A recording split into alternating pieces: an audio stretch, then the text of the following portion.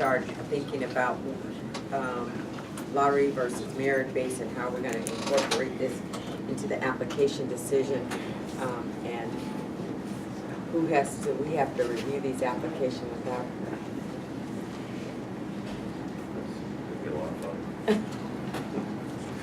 I did, and Connecticut's one of the states I had looked at as far as the actual forms as well. And I think I like this partly because I like their forms, the actual way they, are looking for the information. It seems like it's somewhat easy to kind of see where you're going with it.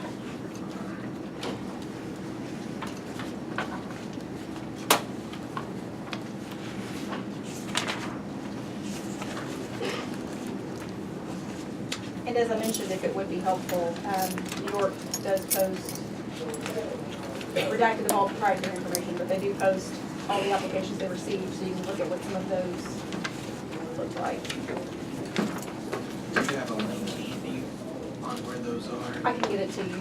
I'll get it to you through Mary Robin. Okay. Yeah, absolutely. That might be helpful, just so we're all on the same page on where those are. And I'll let you know, it's all of them, so I'll let you know what a successful one is, if you want to point to that one in particular. They're heavily redacted, like I said, because they didn't want to release proprietary business information, but there is some good information in those applications. Because we do have to come up with a system on how we're going to evaluate the applications. We decided on some type of hybrid that's not real clear. So, Well, I think the one thing that I see about doing something like Connecticut has is when you start looking at the overall point values too. If we do the Hawaii system, it's 1 to 130. It's a whole lot easier for ties versus coming in here and having the bigger point values where we're coming in and looking at everything a little bit more detailed and giving the points based on kind of all those criteria that we lay out. That way, it turns into a pretty meritorious system.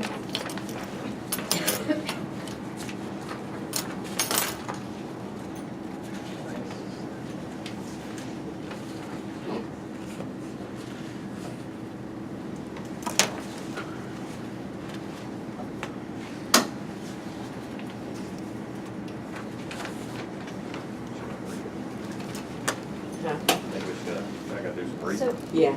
So you guys have, it seems like you've set merit criteria. I mean, that's been established and what you're looking for. Thoughts that are gonna have to be established. How do you score? What does the scoring look like? Is it, do you all sit down in a room with these applications and each issue a score for each application and then come together and average those scores? I mean, think through how this is gonna work, because that's gonna have to be completely transparent and in these rules before we go forward. Yeah, we need to get a sheet that, whether it's Hawaii or Connecticut, that will make our sheet that just, how many points per box if you get, whatever it is, 10 points, 100 points, however you want to rate it, but if we get 20 applicants with the same number of points, then we'll lottery it out. I guess the question, and maybe I may be reading too much into it, is are we all getting together and doing it, or is each one of us scoring it individually and coming together and saying, here's how we do it? Is that kind of what you're talking about, how the process I will think work? in a subjective review of any type of application, at the end of each individual has to review that application, and you come with the scores based on the qualifications and rubric that we have set up. And then we discuss each application, and based on the scores, the individual, I may score a section high, you may score it low, then we discuss that section. And then you come up with an average score based on all of the applications. I think it'd be too difficult for us to review it, one application, all of us. Yeah, I agree. So, Everyone's got to go over, they got to review. Come in, so we'll compare and contrast it, well, why did, I did up with 2 different scores on something and pack it out. and you will, We should you know. if we're doing it.